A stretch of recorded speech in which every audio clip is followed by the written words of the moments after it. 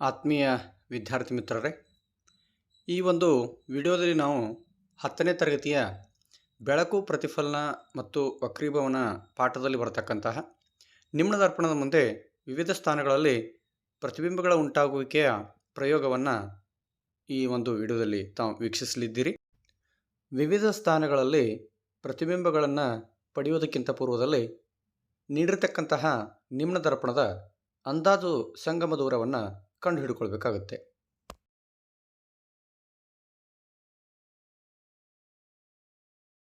ಇದಕ್ಕಾಗಿ ನಿಮ್ನದರ್ಪಣವನ್ನು ಅಳತೆ ಪಟ್ಟಿಯ 0 ಮೇಲೆ ಇರಿಸಿ ಅನಂತದಿಂದ ಬರತಕ್ಕಂತಹ ಬೆಳಕಿನ ಕಿರಣಗಳು ನಿಮ್ನದರ್ಪಣ ಮೇಲೆ ಬಿದ್ದು ಅದರ ಪ್ರತಿಬಿಂಬವು ಪರದೆಯ ಮೇಲೆ ಸಿಗುವವರೆಗೂ, ಸ್ಪಷ್ಟವಾಗಿ ಸಿಗುವವರೆಗೂ ಅದನ್ನು ಮುಂದಕ್ಕೆ ಸರಿಸುತ್ತಾ ಬನ್ನಿ.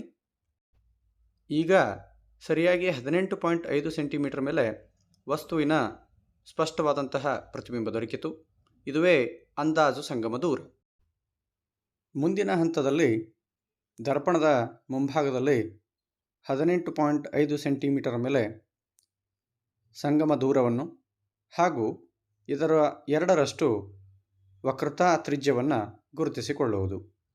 ಸೊ ವಕ್ರತಾ ತ್ರಿಜ್ಯದ ವಕ್ರತಾ ಕೇಂದ್ರವನ್ನು ಸಿ ಅಂತಕ್ಕಂತಹ ಸಂಕೇತದಿಂದ ಸೂಚಿಸುತ್ತೇವೆ.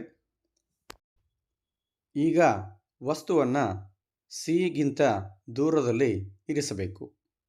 ಇರಿಸಿ ಪರದೆಯನ್ನು ಸರಿಸುತ್ತಾ ಬಂದಂತೆ ವಸ್ತುವಿನ ಸ್ಪಷ್ಟವಾದ ಪ್ರತಿಬಿಂಬವು ಸಿ ಮತ್ತು ಎಫ್ಗಳ ನಡುವೆ ಸಿಗುತ್ತದೆ.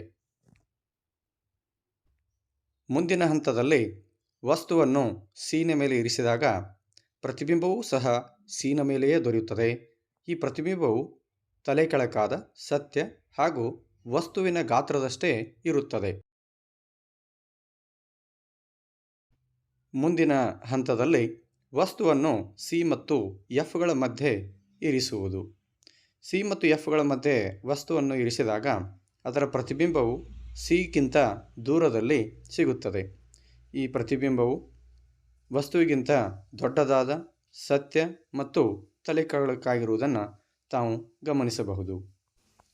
ಮುಂದಿನ ಹಂತದಲ್ಲಿ ವಸ್ತುವನ್ನು ಸರಿಯಾಗಿ ಪ್ರಧಾನ ಸಂಗಮ ಎಫ್ನ ಮೇಲೆ ಇರಿಸಿದಾಗ ವಸ್ತುವನ್ನು ನಾವು ಸಿಗಿಂತ ದೂರದಲ್ಲಿ ಪ್ರತಿಬಿಂಬವನ್ನು ಗಮನಿಸಿದಾಗ ಪರದೆಯ ಮೇಲೆ ಅತಿ ದೊಡ್ಡದಾದ, ತಲೆ ಕೆಳಕಾದ ಪ್ರತಿಬಿಂಬವನ್ನು ತಾವು ವೀಕ್ಷಿಸಬಹುದು.